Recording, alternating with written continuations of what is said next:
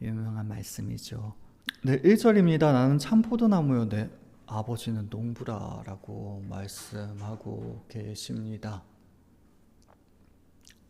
포도나무면 포도나무지 왜 참 포도나무일까요?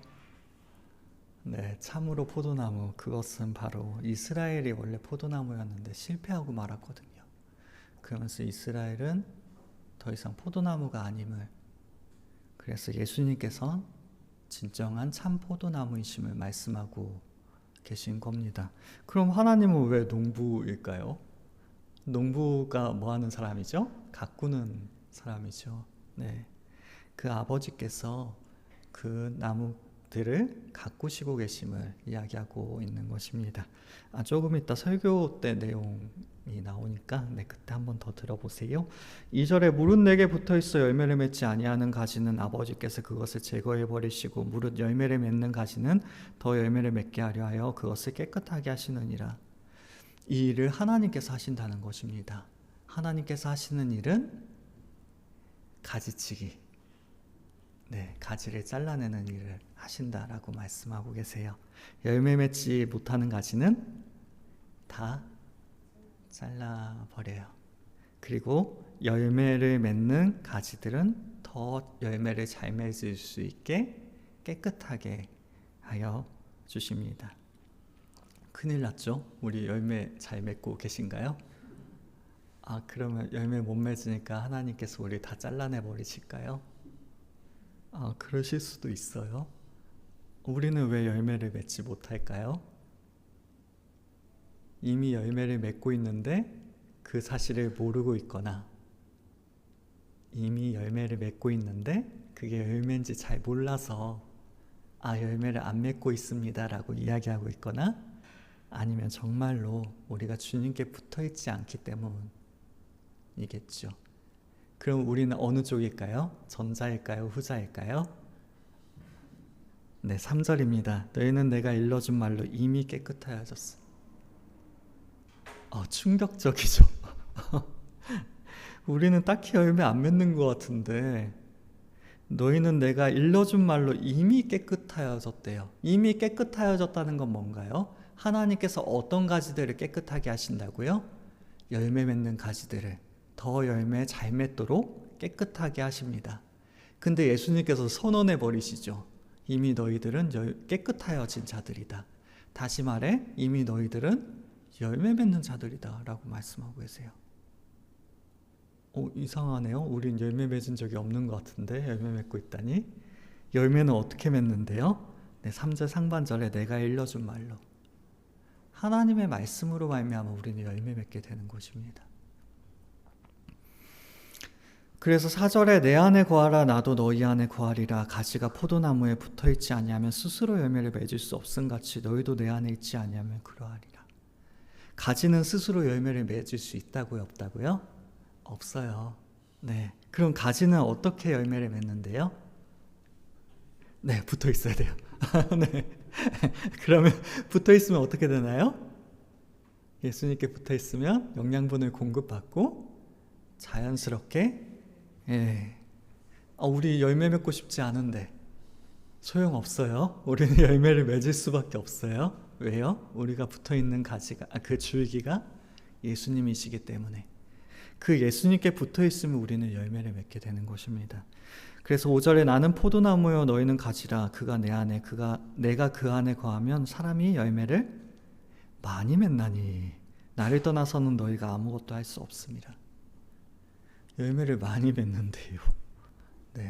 누구로 인해서? 예수님으로 인해서.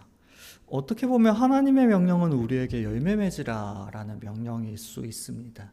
하지만 조금 더 근본적인 명령으로 내려가면요, 이제는 더 이상 하나님께서 우리에게 열매 맺으라 라고 명령하시는 게 아니라 예수님께 붙어 있어라. 왜요? 예수님은 참 포도나무, 이스라엘이 포도나무였는데 실패했다고 말씀드렸죠. 즉 가지는 스스로 열매 맺지 못하기 때문에 예수님께 붙어 있어야만 열매를 맺을 수 있기 때문에, 결론적으로 우리는 열매를 맺는 삶을 살아가야 하는 것이 맞습니다. 하지만 그 시작은 바로 예수님께 붙어 있는 일로부터 시작되어지는 것임을 우리에게 말씀하시는 것이죠. 만약에 우리가 예수님께 붙어 있지 못하면 6절에 사람이 내 안에 거하지 아니하면 가지처럼 밖에 버려져 마르나니 사람들이 그것을 모아다가 불에 던져 사르느니라. 우리가 만일 주님 안에 거하지 못하면 가지처럼 밖에 버려져 마른다고 말씀하고 계십니다. 가지처럼 버려져 마르는 것, 가지는 뭐라고요? 열매 맺지 못하는 가지. 그 가지를 잘라서 내어버리는 거죠. 즉 우리가 예수님께 붙어있지 못한다면 열매 맺지 못하여 잘라져 결국엔 더 심하게는 불에 던져 사르느니라 라고 말씀하고 계십니다.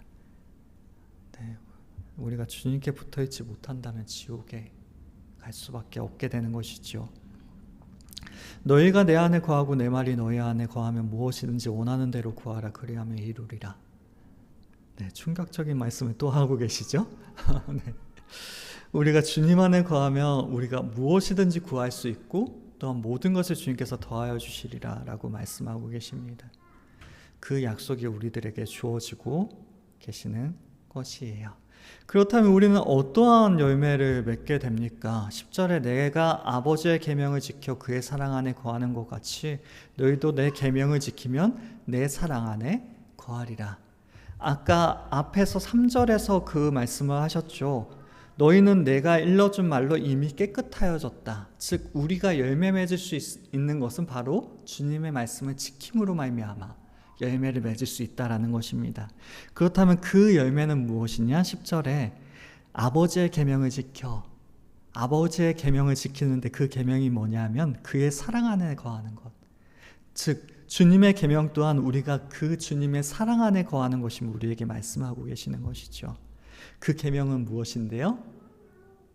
12절에 내 계명은 곧 내가 너희를 사랑한 것 같이 너희도 서로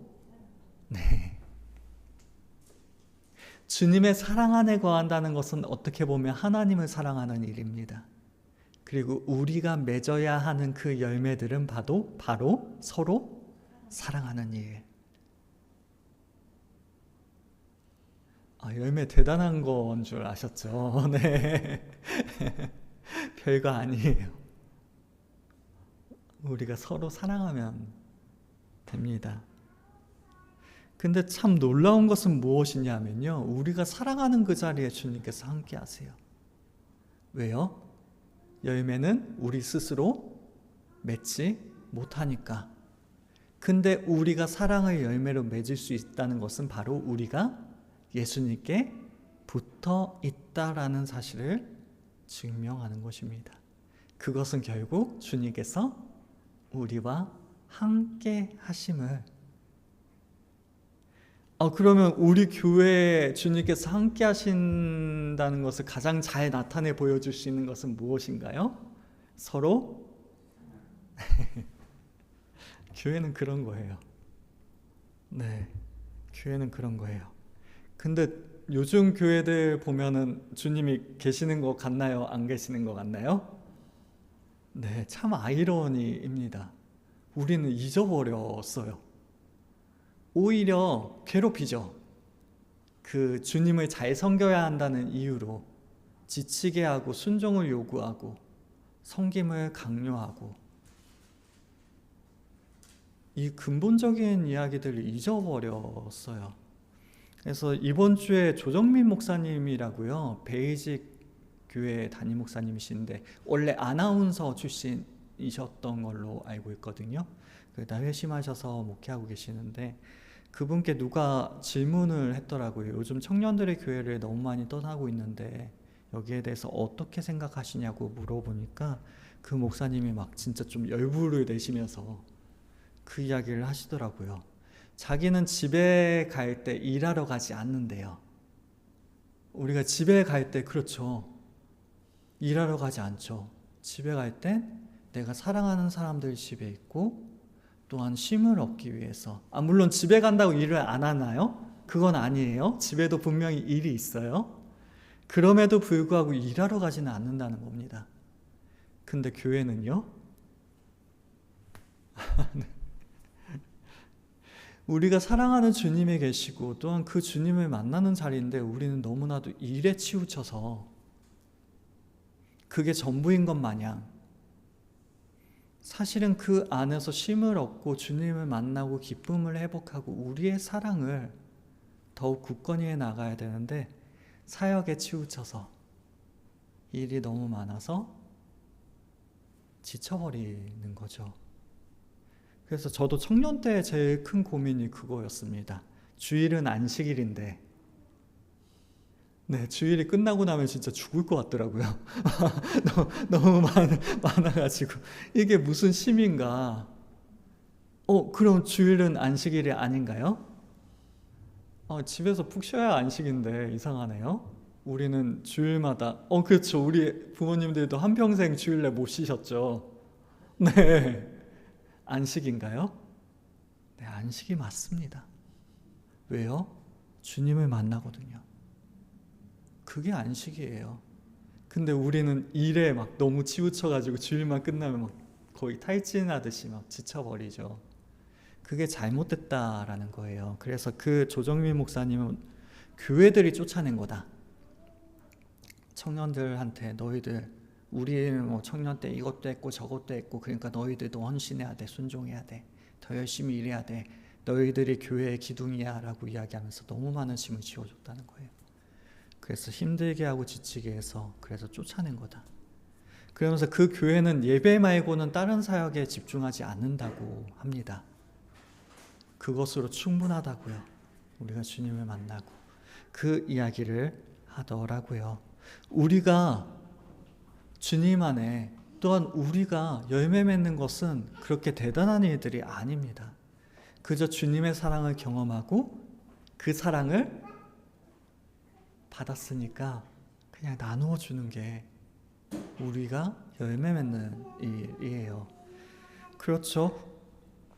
저도 청소년 아이들 사역하면요, 애들 행동 보면 부모님이 보여요. 아니야, 진짜로 보여요. 얘네가 서로에게 어떻게 대하는지. 물론 그 청소년기의 사춘기 때문에 막 좀 예민하고 날카로운 것들이 있어요. 근데 그런 거는 뭐 별로 중요한 건 아니고요. 왜냐면 시간이 지나면 다듬어질 거기 때문에. 근데 좀 근본적인 그 마음의 태도들을 보면 부모님들이 자녀에게 어떻게 대하시는지 또한 어떻게 살아가고 계시는지 네, 진짜 보입니다. 왜요? 그 자녀들이 부모님께 받았거든요. 네, 그래서 그 모습들이 이렇게 풍겨져 나오게 되는 것입니다. 우리 또한 마찬가지예요. 열매하면 막 부담되고 뭔가 거창한 거 해야 될 것 같고 막 전도해가지고 막 수십 명 막 내가 전도해서 막 이렇게 자리에 앉혀놔야 될 것 같고 물론 그것들 또한 좋은 열매들이긴 하지만 그러한 거창한 열매들이 아니라 우리가 주님 안에서 주님 때문에 서로 사랑하는 것이 우리의 열매임을 말씀하고 계십니다. 그렇다면 우리는 열매를 왜 맺어야 합니까? 8절입니다. 너희가 열매를 많이 맺으면 내 아버지께서 영광을 받으실 것이요 너희는 내 제자가 되리라. 우리가 열매를 맺어야 하는 이유는 하나님께서 영광을 받으셔야 하기 때문입니다. 하나님께서 언제 영광을 받으시는데요? 네, 열매가 뭐라고요? 서로? 네, 서로 사랑할 때 하나님께서 영광을 받으신대요. 항상 하나님께 영광 돌려야지. 네, 말보다 실천이 더 빠릅니다. 네, 그 열매는 서로 사랑하는 일이기 때문에 우리가 서로를 사랑하고 서로를 아껴주고 서로를 위하는 일, 그 일이면 충분합니다. 그러면 우리는 어떻게 사랑을 열매 맺을 수 있나요? 예수님께 붙어 있어야. 즉 예수님께 그 사랑을 받았기 때문에 우리는 사랑할 수 있는 것입니다. 사랑이 우리 안에 있나요? 아니요, 없어요. 우리 안엔 사랑이 없습니다. 우리는 항상 목적성을 가지고 관계들을 이렇게 이뤄가게 되어 있거든요. 그게 사람입니다. 그러면 우리는 어떻게 사랑하나요? 우리 안에 계시는 예수님으로 말미암아 사랑하게 됩니다. 예수님께서 먼저 우리에게 사랑을 보여주셨어요. 13절에 사람의 친구를 위하여 자기 목숨을 버리면 이보다 더 큰 사랑이 없나니. 이보다 더 큰 사랑이 없다는 것은 무엇이 가장 큰 사랑이라는 거예요? 사람이 친구를 위하여 자기 목숨을 버리는 일, 그것이 가장 큰 사랑이라고 말씀하고 계십니다. 예수님께서 어떻게 하셨는데요? 네. 근데 우리 보고 뭐래요? 친구래요. 말도 안 되죠? 네. 14절에 너희는 내가 명하는 대로 행하면 곧 나의 친구라. 그 말씀에 순종하면 우리는 열매를 맺습니다. 즉 우리가 열매 맺는 삶을 살아가면 주님의 친구라고 말씀하고 계세요. 다시 말해 우리가 주님께 붙어 있으면 우리는 주님의 친구입니다. 아, 이거 급이 맞나요? 그런데도 우리를 친구라고 말씀해 주세요. 언제요? 우리가 주님의 말씀에 순종할 때. 그 말씀이 뭐라고요? 서로 사랑하라. 우리가 서로 사랑하면 우리는 주님의 친구. 15절 이제부터는 너희를 종이라 하지 아니하리니 종은 주인이 하는 것을 알지 못함이라 너희를 친구라 하였노니 내가 내 아버지께 들은 것을 다 너희에게 알게 하였습니다. 종은 주인이 하는 일을 알지 못합니다. 하지만 친구는 알 수 있어요. 우리가 어떻게 알 수 있는데요? 주님께서 우리에게 말씀을 주셨어요. 성경을 하나님께서 우리에게 주셨습니다. 이걸 안다는 것 그 자체가 이미 우리는 주님의 친구라는 거예요.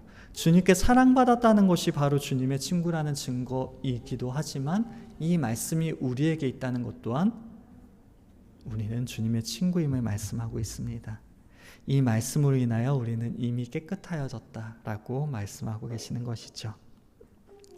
그래서 16절에 너희가 나를 택한 것이 아니요 내가 너희를 택하여 세웠나니 이는 너희로 가서 열매를 맺게 하고 또 너희 열매가 항상 있게 하여 내 이름으로 아버지께 무엇을 구하든지 다 받게 하려 함이라. 우리가 선택해서 교회에 나온 것 같죠. 우리가 결단해서 오늘은 교회 가야지. 그래. 일어나자. 준비하자. 출발하자.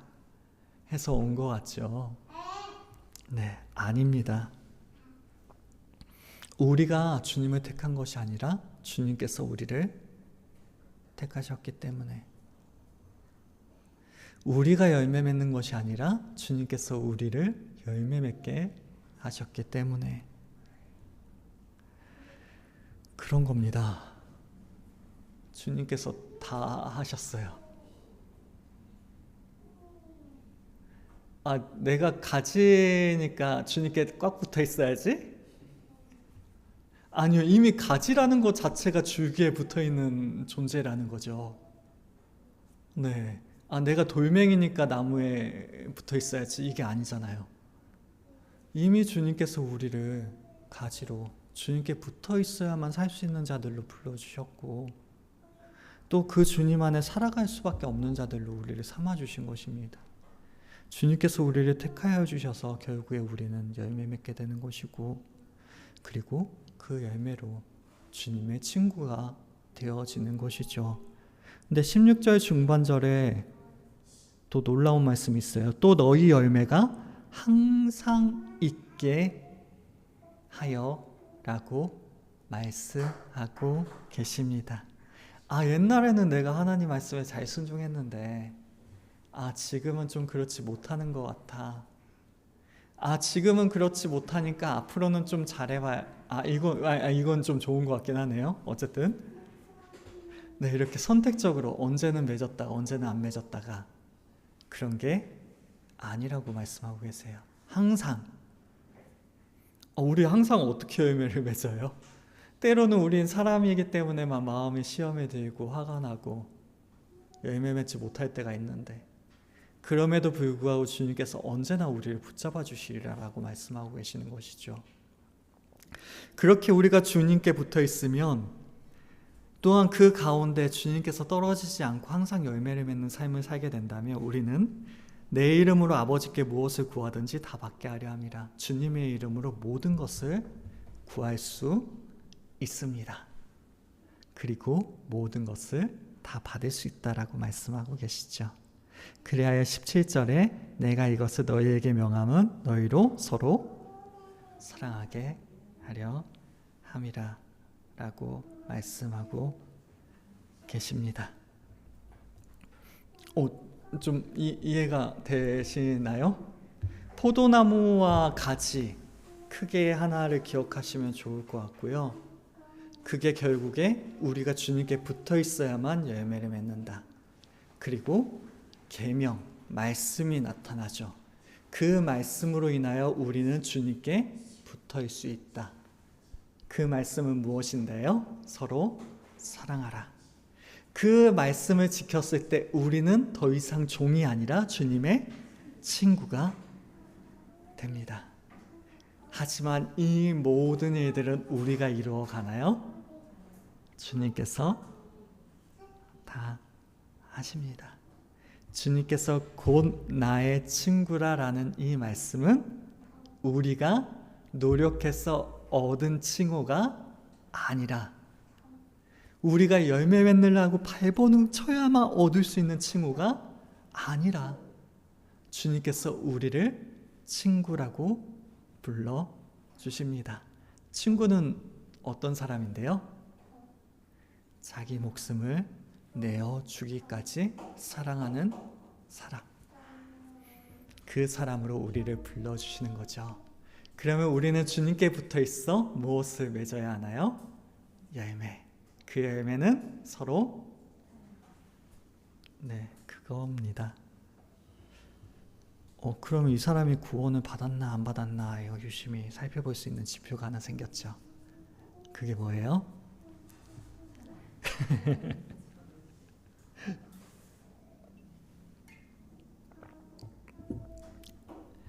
그렇다고 판단하시면 안 돼요. 아시죠? 네. 사랑의 표현이 개팍한 사람들도 있습니다. 네. 그래서 우리가 판단하자는 것이 아니라 우리의 안에 사랑이 있는가를 다시 한번 확인했으면 좋겠다. 또한 그 열매를 맺어가면 좋겠다라는 말씀인 거예요. 평생을 믿고 의지할 수 있는 친구가 2명만 있어도 행복한 사람이다라는 이야기가 있습니다. 아마도 우리는 이 땅에서 수많은 관계들 가운데 친구들이 많이 맺어가기 때문에 2명은 너무 작은 거 아닌가라는 생각이 드실 수도 있을 것 같아요. 하지만 우리의 인생을 자세히 들여다보게 된다면 그것이 정말 공감이 되는 말이구나라는 생각이 들게 됩니다.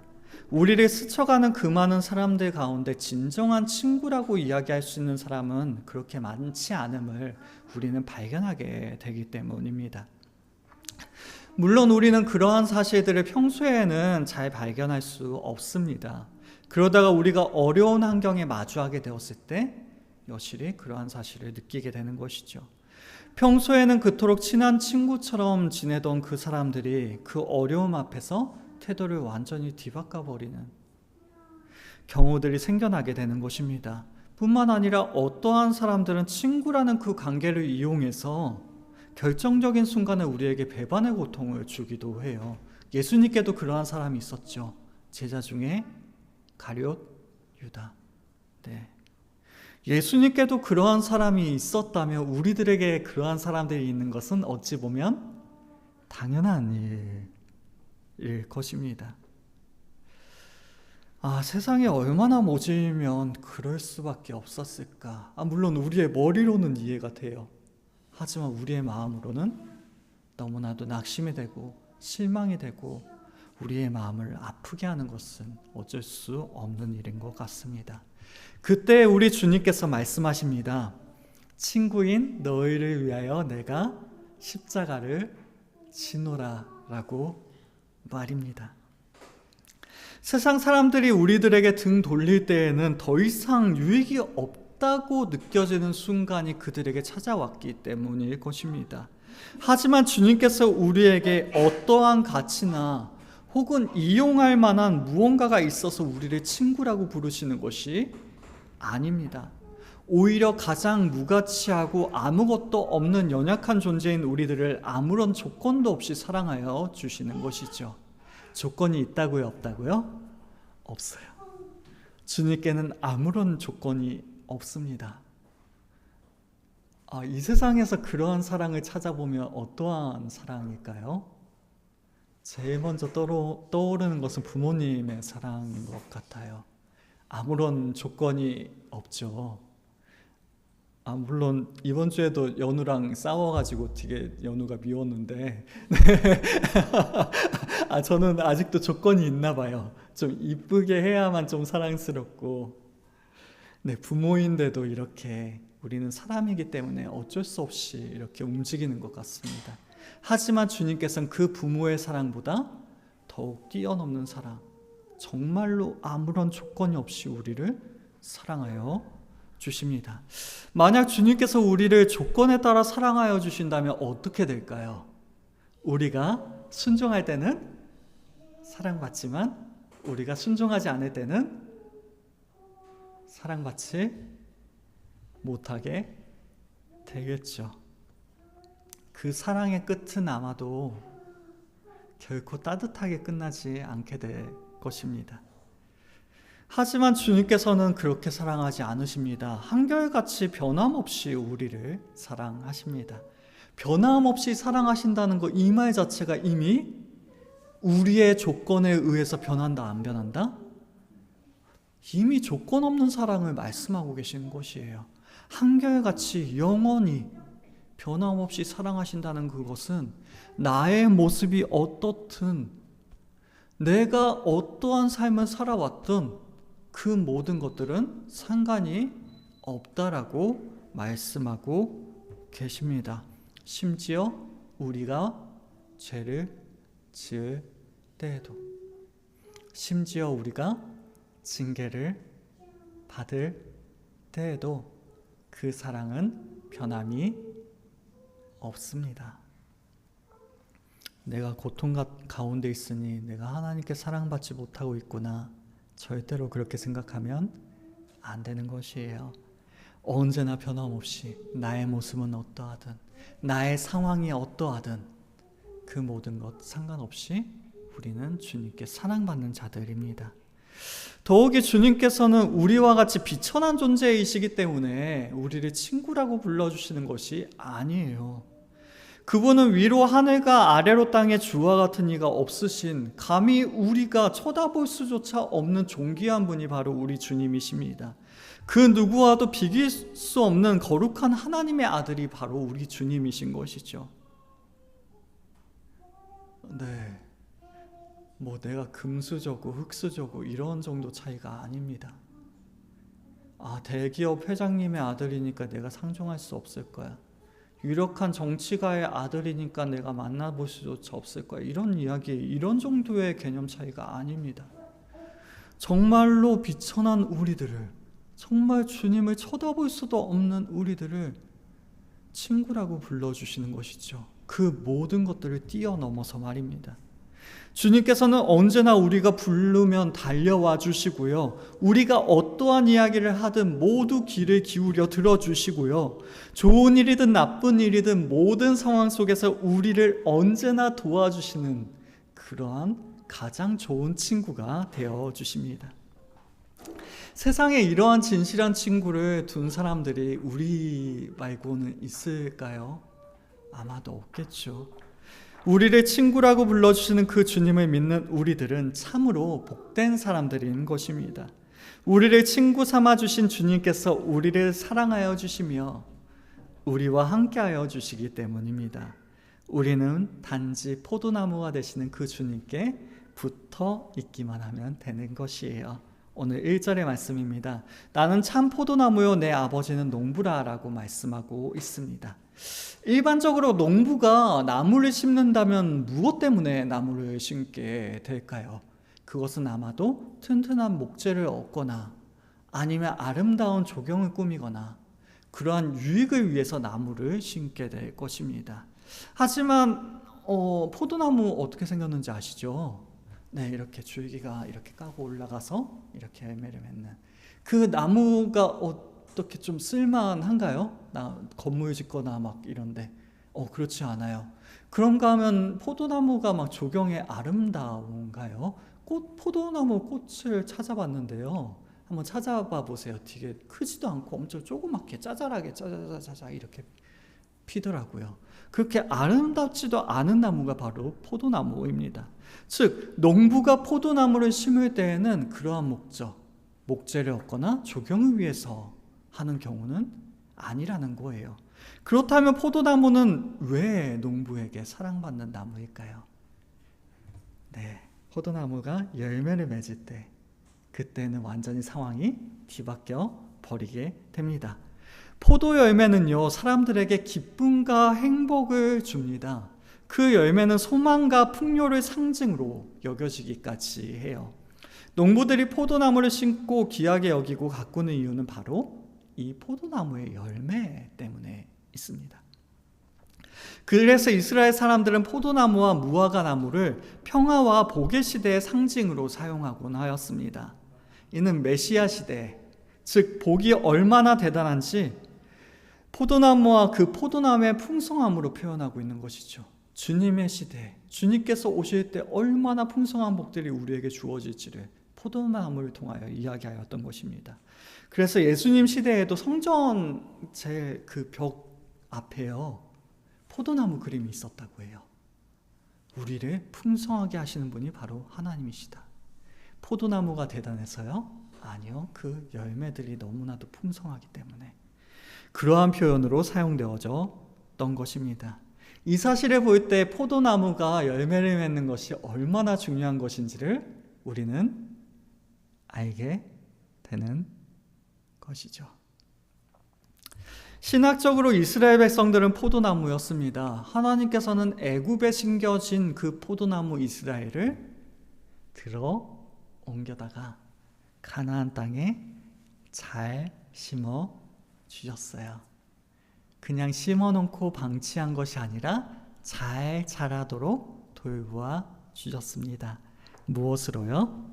하나님의 말씀도 주시고 때마다 시마다 선지자들도 보내주시고 그 안에서 잘 자랄 수 있는 모든 환경들을 만들어 주셨습니다. 그래서 하나님께서는 그 포도나무를 통하여 극상품 포도, 그냥 상품 정도가 아니라 극상품 포도를 하나님께서는 기대하셨고 또한 그 나무들로 삼아 주셨던 것입니다. 하지만 이스라엘 백성들은 어떠하였나요? 열매 맺는데 실패하고 말았습니다. 좋은 열매를 얻기를 그토록 원하는 농부의 바람을 저버리고 말았던 것이죠. 하나님의 백성으로서 아름다운 열매를 맺기를 원하시는 그 하나님의 마음을 아프게 하였던 것입니다. 하나님을 사랑하기보다 세상을 사랑하였고 하나님의 뜻을 쫓아 살아가기보다 자신의 뜻을 쫓아 살아가기를 원하였습니다. 심지어는 하나님께서 싫어하시는 우상 숭배, 그리고 하나님 앞에 예배를 드린다고 나아왔지만 마음은 어디가 있어요? 저 멀리 딴 데, 즉 형식주의, 그냥 형식으로만 예배를 드리는 것. 즉 하나님께서 원하신 건 극상품 포도였지만 그들은 그냥 무가치한, 먹을 수조차 없는 들포도를 열매 맺게 되었습니다. 하나님의 백성 이스라엘은 열매 맺지 못하는 포도나무였고 또한 실패한 포도나무였습니다. 실패한 포도나무이기에 더 이상 참 포도나무가 아니었습니다. 그들을 향하여 주님께서는 이야기하십니다. 참 포도나무는 바로 주님이시라고 말입니다. 참 포도나무에 대한 그 의미는 바로 이러한 의미예요. 실패한 이스라엘이 아니라 이제는 주님께서 친히 포도나무가 되어 주신다고 말입니다. 우리가 농부라면 열매 맺지 않는 그 포도나무를 어떻게 할까요? 뭐 열매 맺든 안 맺든 뭐 나는 상관없어, 괜찮아. 그냥 포도나무 내가 좋아해서 키우는 거야. 이거는 농부가 키우는 것인가요? 아니죠. 그냥 취미로 키우는 거죠. 농부는 반드시 그것을 통하여 취하는 것이 있어야 합니다. 즉, 농부는 그 포도나무가 다시 열매를 잘 맺을 수 있도록 조치를 취할 수밖에 없어요. 그 대표적인 예는 바로 가지치기입니다. 2절의 말씀입니다. 물은 내게 붙어 있어 열매를 맺지 아니하는 가지는 아버지께서 그것을 제거해 버리시고 무릇 열매를 맺는 가지는 더 열매를 맺게 하려 하여 그것을 깨끗하게 하시느니라. 포도나무 농부들은요, 가능한 한 많은 열매를 맺게 하기 위해서 두 가지의 일을 한다고 합니다. 그 두 가지의 일은 첫 번째, 겨울에는요, 마르고 시든 가지들을 다 잘라낸다고 해요. 네, 그렇죠.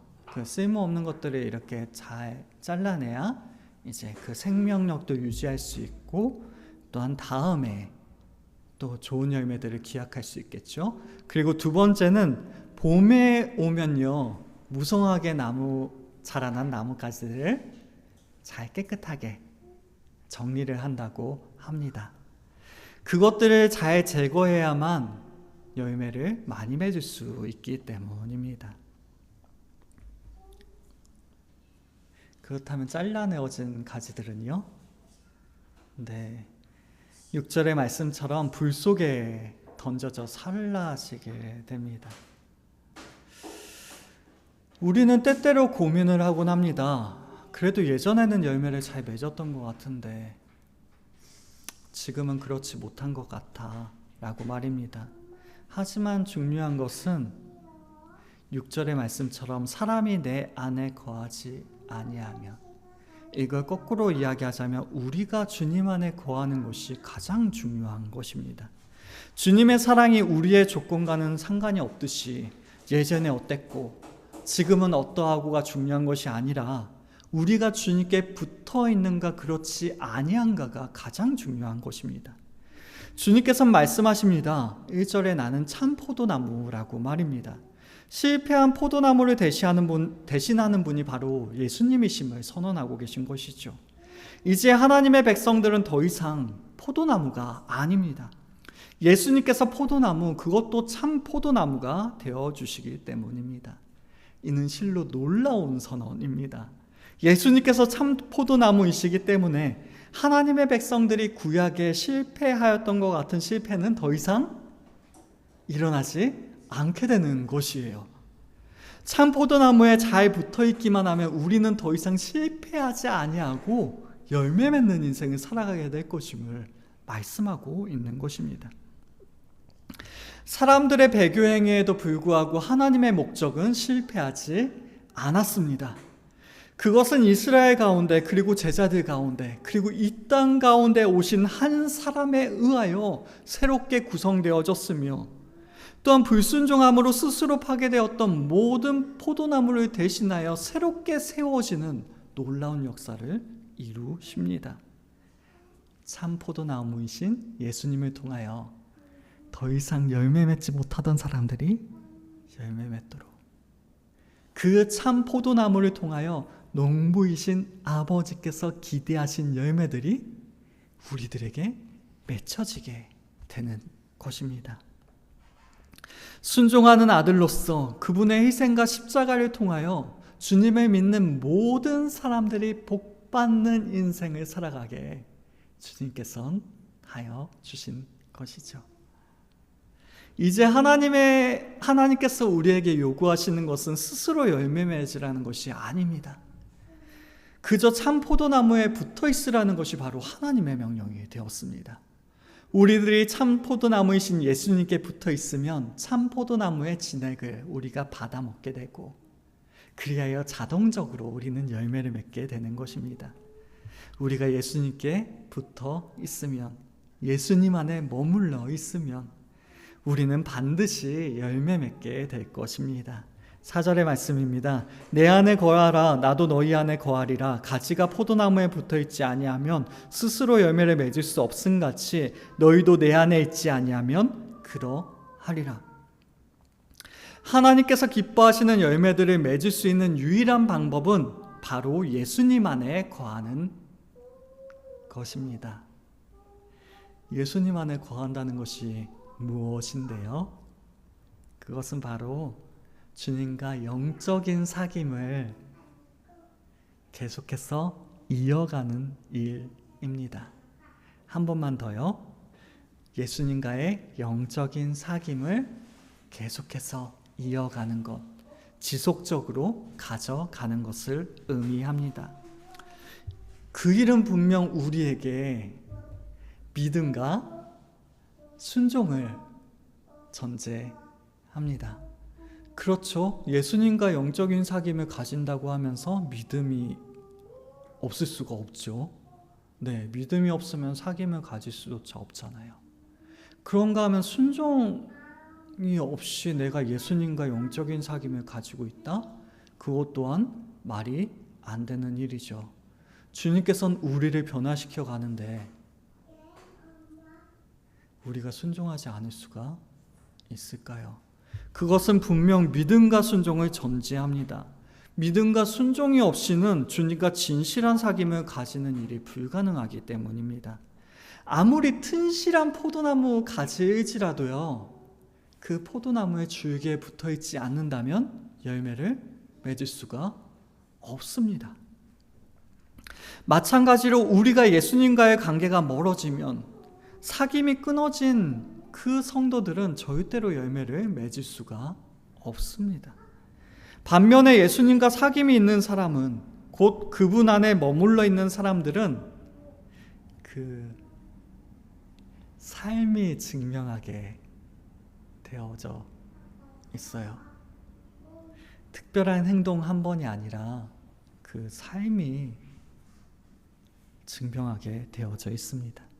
그 사람의 생각이나 말, 행동, 모든 것들이 예수님을 닮아가게 되기 때문입니다. 그분과의 진지하고 친밀한 사귐이 있는 사람은 누구나 이러한 변화를, 주님을 닮아가는 그러한 변화를 겪을 수밖에 없습니다.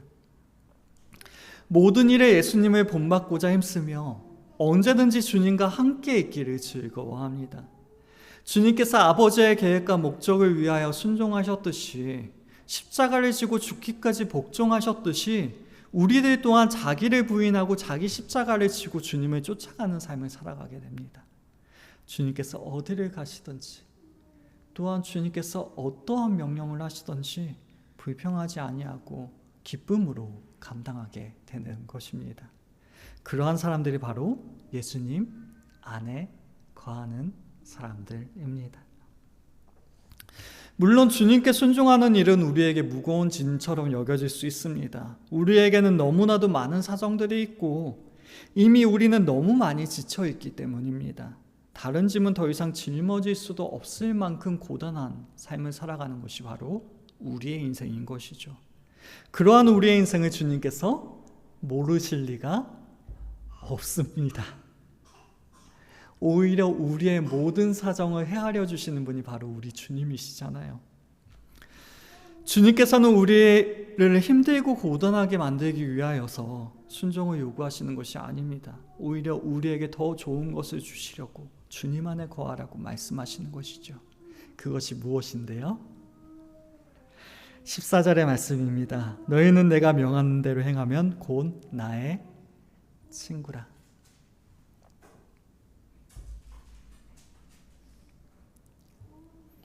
우리는 마땅히 순종해야 합니다. 순종이 당연한 사람들이에요. 우리는 피조물이기 때문입니다. 그 순종이 대단하고 값진 것이어서 하나님께 인정받는 것이 아니에요. 그냥 마땅히, 그저 우리는 종이기에 마땅히 행하여야 하는 일을 할 뿐입니다. 그런데 주님께서는 그 순종을 보시고, 이렇게 보잘것없고 작은 순종을 보시고 우리를 친구라고 불러주세요. 우리는 주님의 말씀에 순종함으로 주님과 진정한 사귐 안으로 들어가게 됩니다. 주님께서 우리를 친구라고 불러주시는 거예요.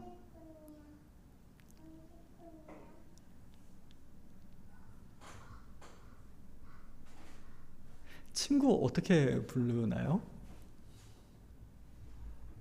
네. 어렸을 적에 저는 교회에서 막 그런 찬양을 많이 불렀습니다. 형아들이랑 예수가 우리를 부르는 소리. 네. 그 찬양 듣고 예수가 우리를 부르는 소리 지웅아 이렇게 우리 이름 넣어서 많이 불렀습니다. 네, 이름 불러주실 것 같았거든요. 근데 친구래요. 큰일 났어요. 이름도 안 부르실 것 같아요. 우리 보면요. 야, 왔냐?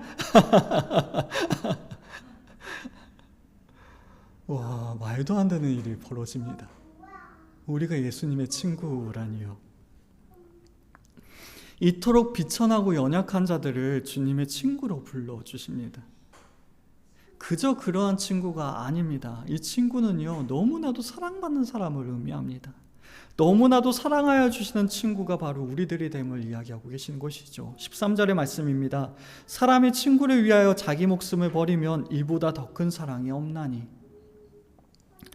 다른 사람이 한 이야기가 아닙니다. 주님께서 친히 이 말씀을 하셨습니다. 뭐라고요? 사람이 친구를 위하여 자기 목숨을 버리면 이보다 더 큰 사랑이 없나니. 가장 큰 사랑이 바로 친구를 위하여 자기 목숨을 버리는 일이라고 주님께서 말씀하셨습니다. 그리고 주님께서는 말씀만 하지 아니하시고 친히 자신의 목숨을 버리셨습니다. 우리를 위하여 자기 목숨을 버리셨습니다. 주님께서 우리를 얼마나 사랑하시는지에 대한 증거가 우리한테 필요한가요? 아니요, 더 이상 필요하지가 않아요. 주님께서 이미 보여주셨거든요. 이보다 더 큰 사랑이 없나니 그 사랑으로 우리를 사랑하여 주신 것입니다. 십자가에서 그 큰 사랑을 우리에게 나타내 보여주셨습니다. 그 말도 안 되는 그 사랑이 지금도 우리를 붙잡고 있고 지금도 우리를 안아주고 있으며 또한 지금도 우리에게 부어지고 있습니다. 아주 충만하게 부족함이 전혀 없이 말입니다. 이처럼 풍부하게 사랑을 공급받는 친구들은 이제까지 단 한 명도 없었습니다. 그래서 J.C. 라일이라는 사람은요, 그리스도께서 이는 나의 친구라라고 말씀해 주시는 사람처럼 그렇게 부유하고 그렇게 강하며 그렇게 유복하며 그렇게 철저하게 공급받는 사람은 그 어디에도 없다라고 이야기했어요. 우리가 부자여서 부유해지는 것이 아니라 우리가 강하여서 강한 사람들이 되는 것이 아니라 우리가 유복하여서 유복한 사람들이 되는 것이 아니라 주님께서 철저하게 우리의 모든 것들을 공급하여 주시기 때문에 우리는 그럴 수 있는 것이죠. 그러한 관계가 바로 친구라고 이야기하고 있습니다. 실제로 그렇습니다. 우리는 모든 것을 기도로 구할 수 있습니다. 7절의 말씀입니다. 너희가 내 안에 거하고 내 말이 너희 안에 거하면 무엇이든지 원하는 대로 구하라. 그리하면 이루리라. 약속의 범위가 진짜 깜짝 놀랄 만큼 엄청납니다. 16절에도 이렇게 말씀하고 있거든요. 내 이름으로 아버지께 무엇을 구하든지 다 받게 하려 함이라고 말입니다. 내 이름으로 아버지께 무엇을 구하든지 무엇이든지 원하는 대로 구하라. 그리하면 이루리라. 주님의 이름으로 무엇을 구하든지 다 받게 하려 함이라. 그것이 바로 주님의 약속입니다. 범위가 어디까지라고요? 무엇을 구하든지.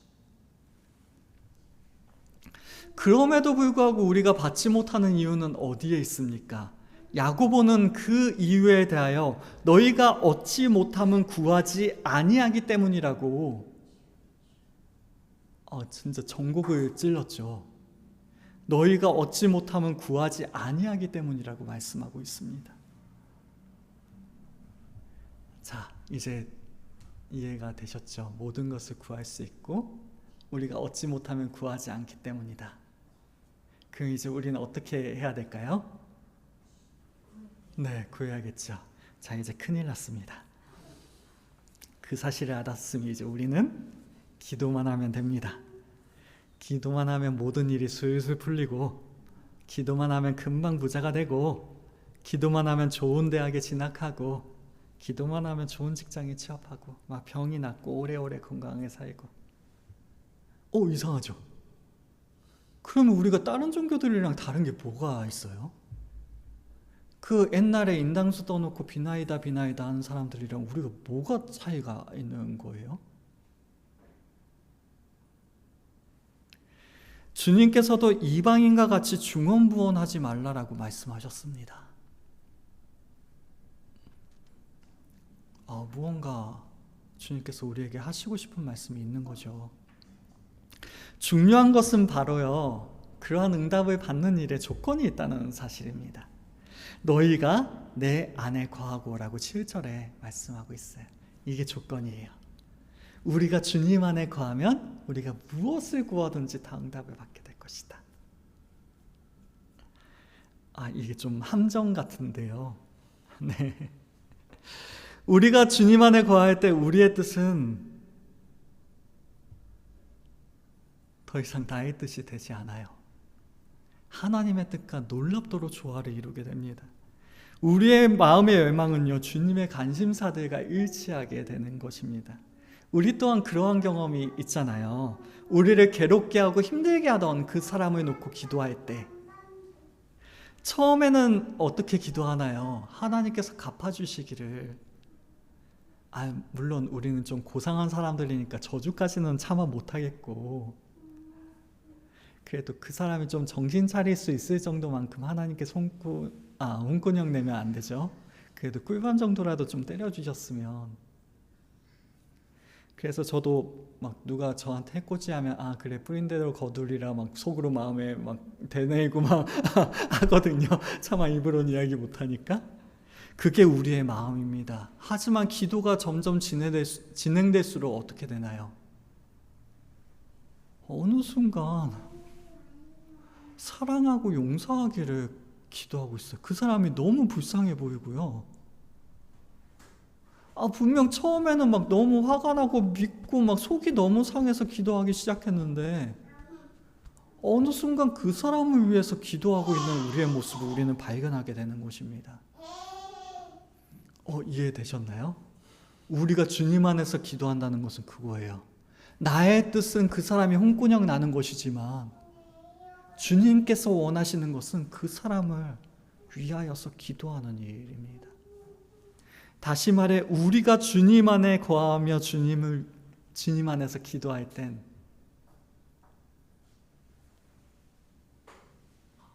나의 뜻이 아니라 주님의 뜻을 기도하게 되는 것이죠. 우리가 주님 안에서 구한다는 것은 그것입니다. 주님 안에 있기에 그의 뜻대로 먼저 그의 나라와 그의 의를 구하는 것. 그 간구가 주님의 뜻이기 때문에 그렇죠. 주님께서 우리의 마음속에 우리의 입술 가운데 주신 주님의 뜻이기 때문에 주님의 뜻이라면 반드시 이루어지겠죠. 네, 모든 것이 응답받는 기도가 되는 것입니다. 그렇다면 모든 것을 구하라 그래놓고 도대체 들어주신다는 거야? 안 들어주신다는 거야?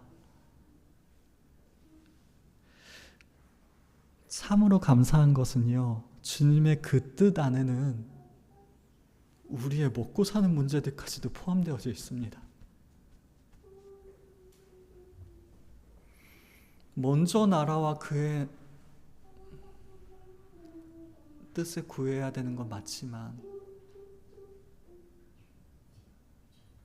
그리하면 이 모든 것을 너희에게 더하시리라.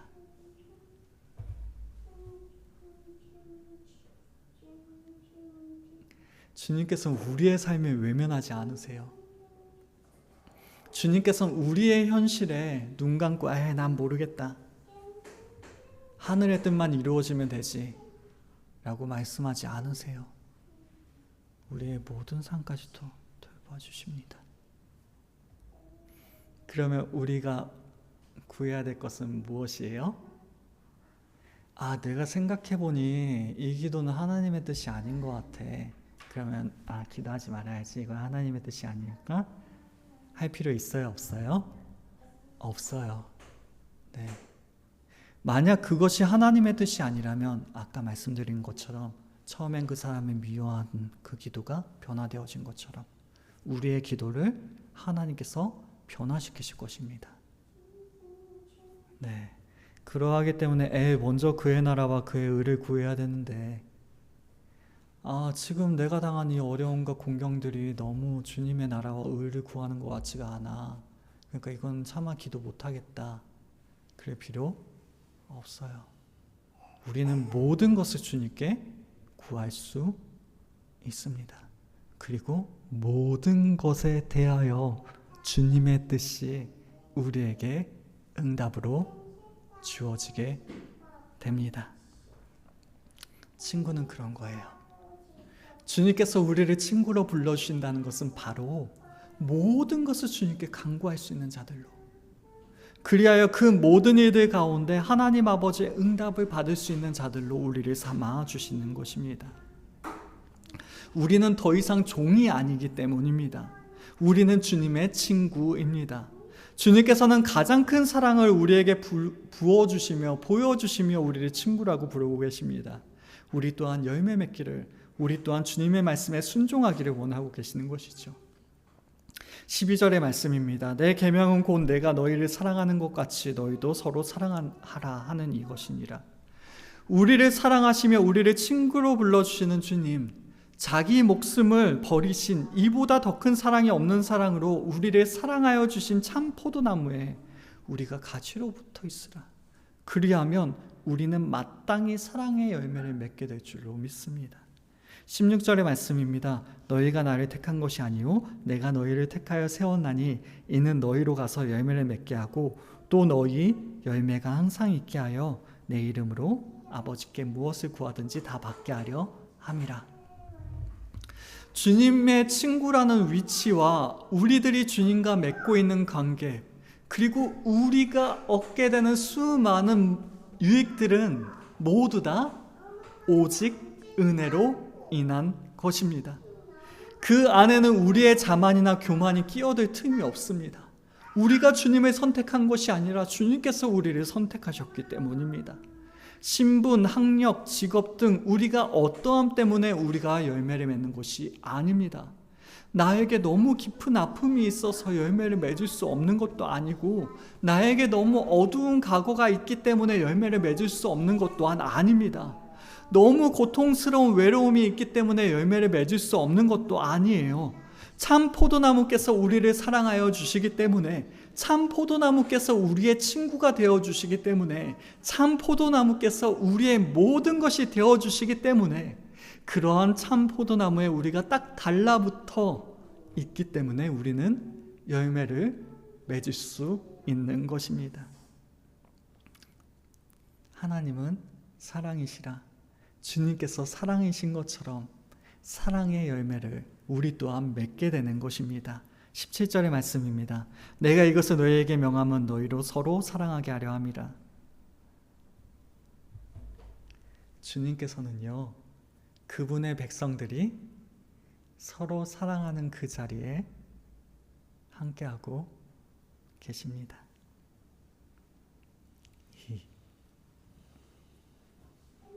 여기 함께하고 계시나요? 의심의 여지가 없죠. 예배를 사랑하여서 아침 일찍부터 나와 주님의 전을 청소하는 그 손길에 주님께서 함께 하십니다. 한 영혼을 사랑하여 포기하지 않고 함께 예배드리기 위해서 그렇게 배려하고 헌신하는 그 마음들에 주님께서 함께 하십니다. 다른 지체들을 사랑해서 진짜 고민하고 미리부터 준비하여서 음식을 대접하는 그 식사의 시간에 주님께서 함께 하십니다.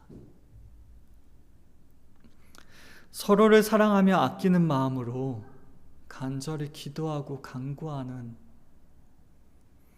그 모든 기도에 주님께서 함께 하십니다.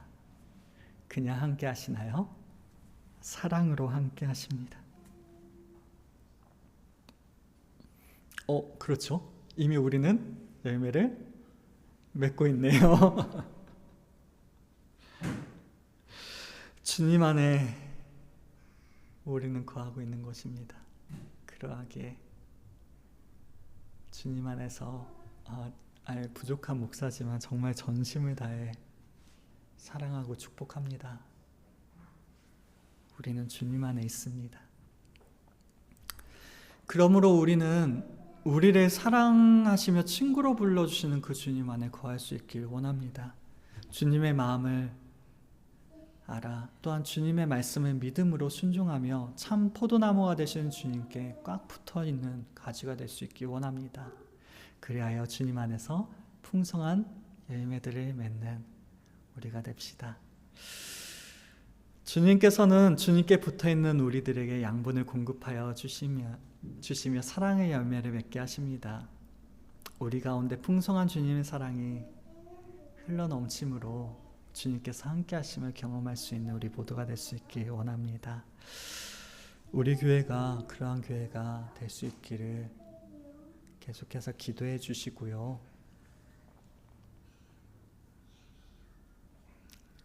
그 주님의 사랑이 우리를 붙잡아